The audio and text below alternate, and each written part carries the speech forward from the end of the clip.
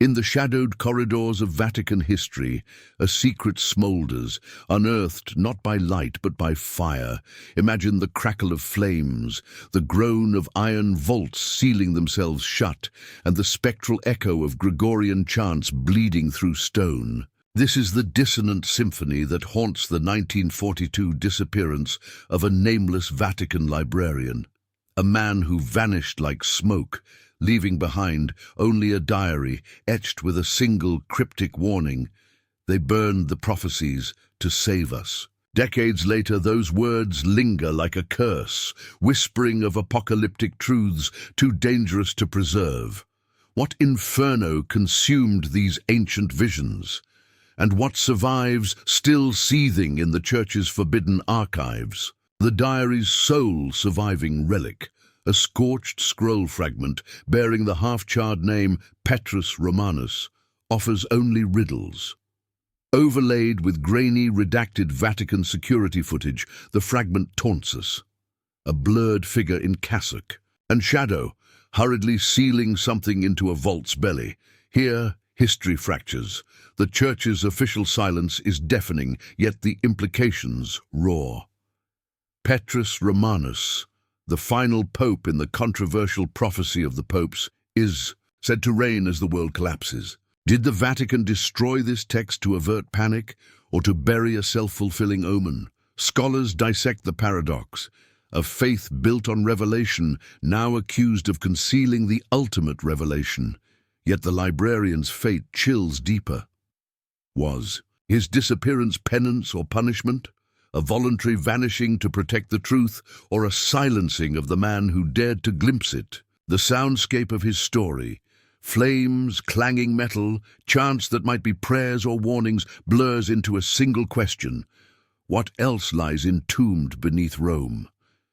The Vatican's vaults, layered like a pagan underworld, hold millennia of heresies, treaties and artifacts that defy dogma. But this is different. This is alive, a truth that refuses to ash, a prophecy that even burned may still unfold. The librarian's diary is a key without a lock, a map without a destination. And somewhere in the Vatican's heart, a vault waits, its contents breathing in the dark, patient, eternal, and hungry. In the 12th century, as Rome's power frayed and heresies slithered through Christendom, an Irish bishop named Malachy Morgair embarked on a pilgrimage that would curse the Vatican for a millennium. A mystic who communed with shadows as readily as saints, Malachy claimed divine fire seared 112 cryptic Latin mottos into his mind during a trance in 1139, each a portrait of a future pope, ending with Petrus Romanus, the last pontiff before judgment's trumpet. But was this prophecy of the popes truly a revelation or a revenant?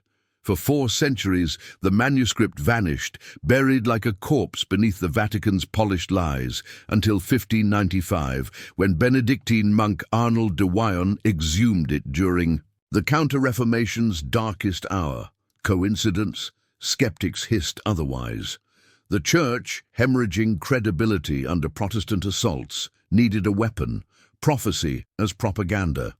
De Wyon's rediscovery reeked of stagecraft, a forged anchor to sanctify papal authority, each motto retrofitted to history like a key to a rigged lock. Yet what chilled the curia wasn't the debate over authenticity, but the uncanny accuracy of Malachy's visions. Pius Fee's faithless shepherd, Urban VIII's Lilian crown, each matched with surgical cruelty.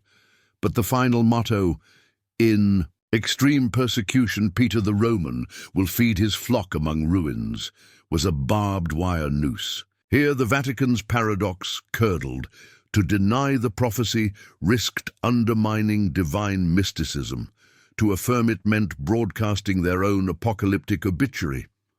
By 1942, the scrolls burned, the librarian vanished, and Petrus Romanus became a forbidden sigil.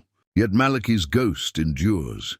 Was he a prophet or a pawn, a conduit of God, or a medieval schemer whose forgery outlived him? The answer festers in the Vatican's vaults, where faith and fear share a crypt. Today, as the world fractures and conclaves convene under storm-cloud skies, one truth scalds: the Church couldn't silence Malachy. His words, whether holy or heretical, now drip like slow poison through the cracks of dogma, a self-fulfilling curse waiting for the last key to turn.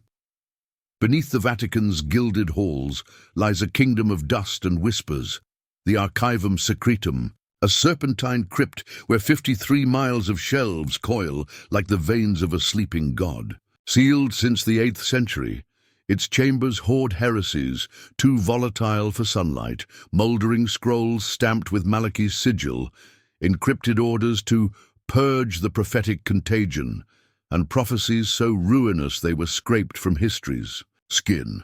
Scholars dare to speculate what else festers there. Fragments of lost mottos, perhaps, hacked from Malachy's original text. Allusions to schisms that split the papacy into bleeding halves, popes who danced with wolves, and a shepherd who walks with the beast. One gap chills above. All 1798, when Napoleon dragged Pius VI to die in French chains, an event Malachy's list eerily skips. Was the vision censored here, in these vaults, to hide a fatal crack in prophecy's armor? The archives guard their secrets with Jesuitical spite. Modern academics, armed with FOIA pleas and spectral imaging, crash against Vatican stonewalling.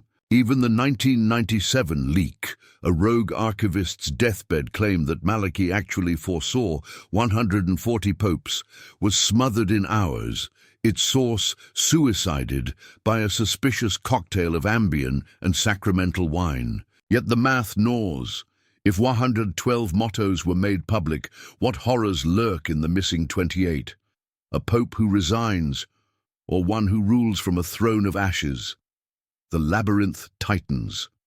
Every denied request, every vanished researcher confirms the dread. These archives are not a tomb, but a womb. Something gestates there. Malachy's words, whether forged or fated, now bleed into reality, a self-mutilating scripture where each shredded page births a darker truth. The shelves creak, the air, when tastes of iron and myrrh, and deep in the shadows a scroll stirs, its edges singed, but still legible. For 8 centuries, the Vatican has waged a silent inquisition against its own saint, a holy heretic whose visions threaten to unravel the divine script of history itself. Malachy au Morguer, canonized in 1190, yet condemned, posthumously as a prophet of non-doctrinal peril, became the Church's schizophrenic obsession, a mystic to venerate and a manifesto to burn. What terrified Rome wasn't the prophecy's accuracy, but their agency. A script where popes were reduced to actors mouthing lines etched by a dead Irishman's quill. Papal infallibility, that bedrock of divine authority, crumbled if every reign was pre-written. Worse, Malachy's final act, Petrus Romanus, was a ticking eschatological bomb. During the Black Death, as corpses piled like firewood, whispers spread. The last pope comes with the pestilence. In 1517, Luther's theses struck Rome like a hammer. Reformers crowed that Malachy's falling church motto proved God-favored Protestants. And in 2020, as COVID-19 emptied St. Peter's Square, conspiracies flared anew. Was this the extreme persecution foretold? Hence the schizophrenic dance of veneration and obliteration. In 1631, a papal edict hissed through parchment, forbidding Malachy's prophecies from ever being printed again. Yet clandestine copies circulated like relics, smuggled in communion wine casks. In 1722, Avignon's archives erupted in flames, incinerating heretical manuscripts. Conveniently, those confirming Malachy's lost mottos. The irony scalds.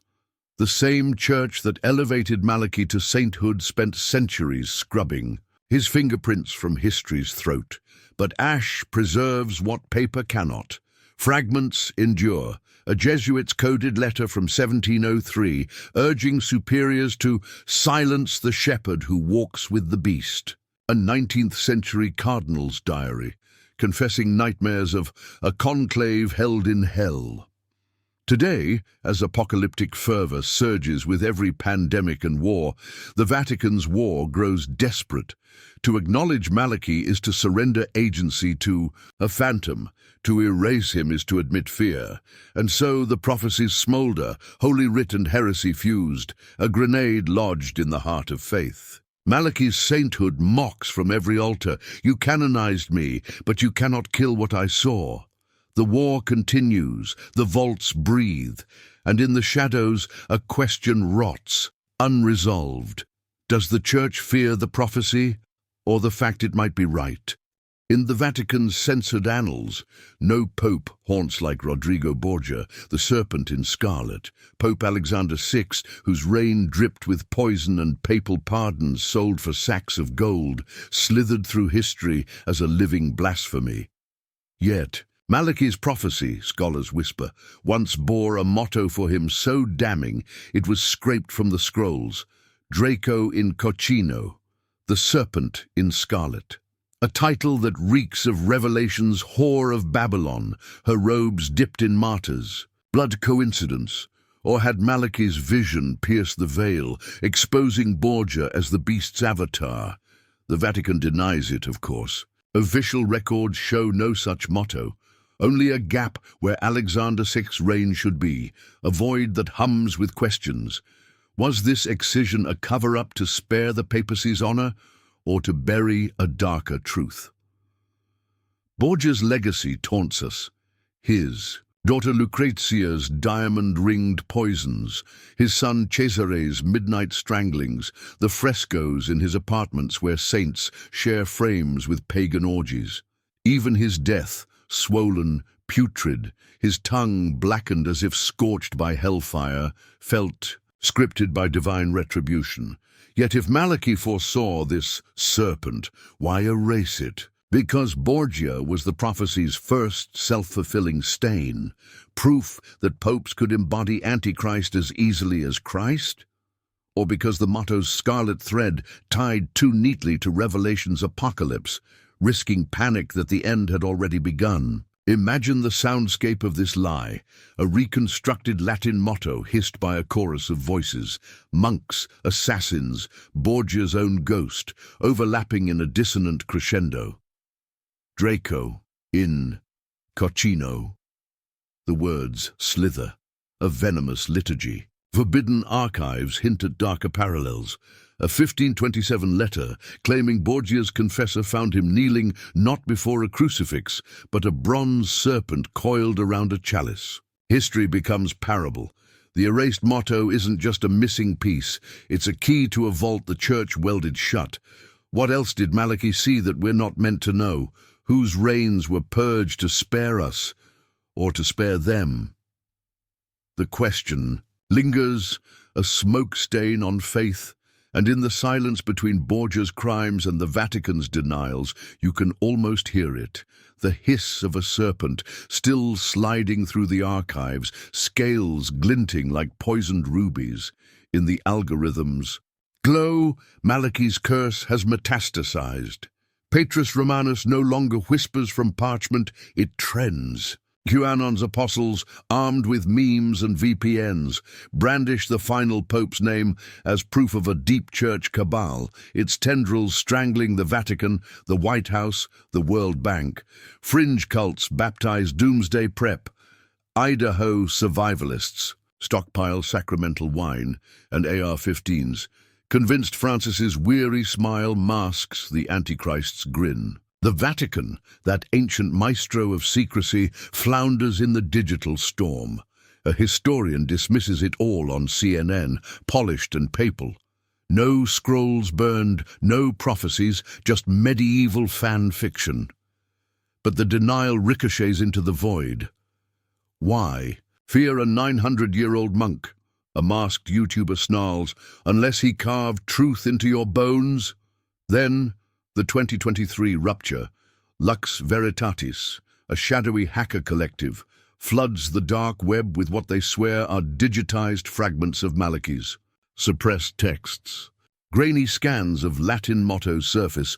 Pope 140, the false shepherd's algorithm, posted alongside Vatican internal memos dated 2005. Delete all references to Malachy. Burn the backups. The Church scrambles, calling it AI-generated heresy, but the damage blooms. Conspiracies mutate through TikTok seances and encrypted forums, birthing a new liturgy. The Vatican's hiding the end because they're its architects. Scholars dissect Lux Veritatis leaks. Are these phrases too sleek, too modern to be 12th century? Or did Malachy's visions, like all true prophecy, bend time itself? The hacker's manifesto drips taunts. You canonized him as a saint, now suffer him as a snitch. Nightmare logic takes root.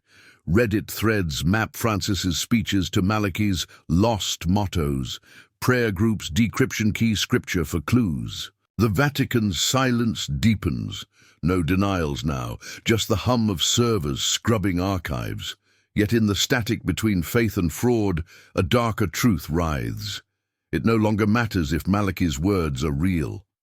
The prophecies have escaped the vaults. They breathe in the wild now, replicating through every retweet, every paranoid sermon, every glitch in the feed. The Church, which once controlled revelation by torch and censor, cannot kill a ghost in the cloud. Somewhere in Rome, a librarian's diary moulders, its spine cracking with the weight of a final unspoken line. They burned the prophecies and set the world on fire. The Vatican insists no fire ever scorched Malachy's words, but history knows ash lies. In a dim chamber, Pope Francis exhales, extinguishing a votive candle. Its smoke coils upward, a spectral inkblot twisting into the gaunt contours of Malachy's face, his hollow eyes lingering before dissolving. The gesture is papal theatre. See? No flame, no prophecy, only peace. Yet in the silence, a choir's warped chant seeps through stone. Finis venit, finis venit, as if the walls themselves mourn what was lost. Here the Church's paradox calcifies. Denial cannot douse what fear has already ignited. Every shredded scroll, every redacted archive, every non-doctrinal decree confesses the truth.